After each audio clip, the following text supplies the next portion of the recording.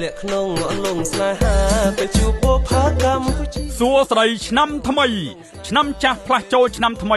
สมประสิทธิปใจสิริมงคลดอกกรมครัวซาขมาย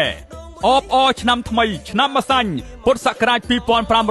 2568เชียนโจพุทธศักราชปี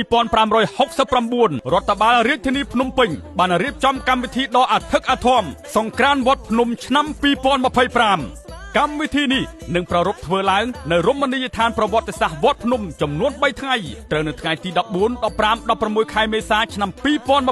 2025សង្ក្រានต์វត្តភ្នំឆ្នាំ2025នេះមានកម្មវិធីសាសនាដូចជាការតាំងពលិកាពិធីស្រង់ព្រះពុទ្ធរូបកម្មវិធីកំសាន្តសប្បាយមានដូចជាការសម្ដែងទស្សនីយភាពសិល្បៈរបាំបុរាណរបាំប្រពៃណីមានរបាំត្រុដិចាប៉ីដងវែងល្ខោនយីកេ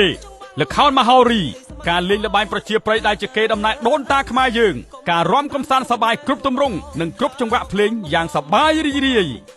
តមួយឆ្នាំមានម្ដងកុំភ្លេចចូលរួមសប្បាយទាំងអស់គ្នាសូមលើកទឹកចិត្តដល់ចូលរួមស្លៀកសម្លៀកបំពាក់ប្រពៃណីក្នុងកម្មវិធីប្រពៃណីខ្មែរដើម្បីលើកស្ទួយដល់វប្បធម៌ជាតិយើងបន្ថែមពីនេះសង្ក្រានต์វត្តភ្នំក៏បានភ្ជាប់ជាមួយនឹងផ្លូវថ្មើរជើង Walk Street ភ្នំពេញផងដែរពោលគឺផ្លូវថ្មើរជើងនឹងបើកបន្តដល់5ថ្ងៃដោយបន្ថែម3ថ្ងៃនៅថ្ងៃបុណ្យចូលឆ្នាំខ្មែររហូតដល់បញ្ចប់បុណ្យចូលឆ្នាំថ្មីរៀបចំកម្មវិធីដោយរដ្ឋបាលរាជធានីភ្នំពេញចង់បានពុំងារមកថ្នាក់ថ្នម